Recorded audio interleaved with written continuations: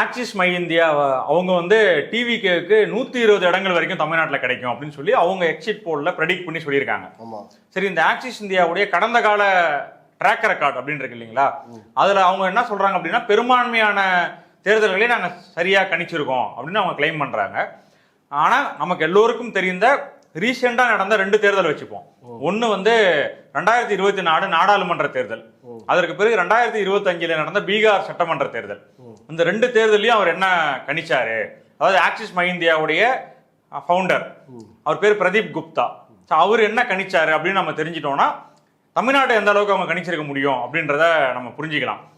ஒன்று, அவங்க 2024 தேர்தலில் பிஜேபி எவ்வளவு சீட்டு பெறும் அப்படின்னு அவங்க கணிச்சாங்க அப்படின்னா 401 இடங்கள். ஆனால் பிஜேபி வந்து மெஜாரிட்டியே வாங்கல, தனி மெஜாரிட்டி கிடைக்கல, கூட்டணி கட்சி ஆட்சி ஆதரவோட தான் அவங்க இப்போ ஆட்சியில் இருக்காங்க.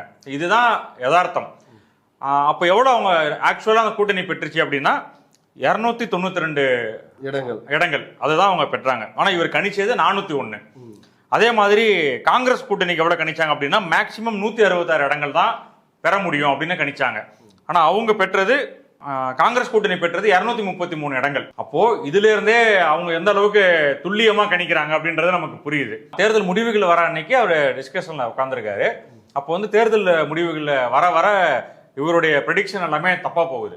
அப்ப எல்லாருமே கேள்வி கேட்க ஆரம்பிக்கிறாங்க, என்ன உங்களுடைய இது வந்து துல்லியமா இருக்குன்றீங்க, அக்யூரேட்டா இருக்குன்றீங்க, ரொம்ப அறிவியல் முறைப்படி எடுக்கப்பட்டது அப்படின்லாம் சொல்றீங்க, ஆனா தப்பு தப்பா போயிட்டு இருக்கு அப்படின்னு கேள்வி கேட்கிறாங்க. அப்போ அவர் என்ன முதல்ல சமாளிச்சு பாக்குறாரு. அதுக்கப்புறம் எல்லாரும் கேள்வி கேட்க ஆரம்பிச்ச உடனே அழுக ஆரம்பிச்சிட்டாரு. அங்க டிஸ்கஷன் பேனல்ல அந்த இதுலயே உட்காந்துட்டு அழுகுறாரு. அது வந்து ஒரு எக்ஸெப்ஷன், தப்பு பண்ணிட்டாரு, எல்லாருக்கும் தவறு நடக்கும் அப்படின்னு சொல்லிட்டு ரொம்ப அதிகபட்ச எதிர்பார்ப்பு வந்தது வந்து பீகார் சட்டப்பேரவை தேர்தல்.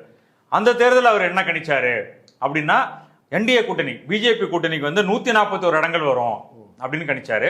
அதே மாதிரி ஆர்ஜேடி கூட்டணி அவங்களுக்கு 118 இடங்கள் வரும் அப்படின்னு சொல்லி கணிச்சிருக்காரு அதிகபட்சமா.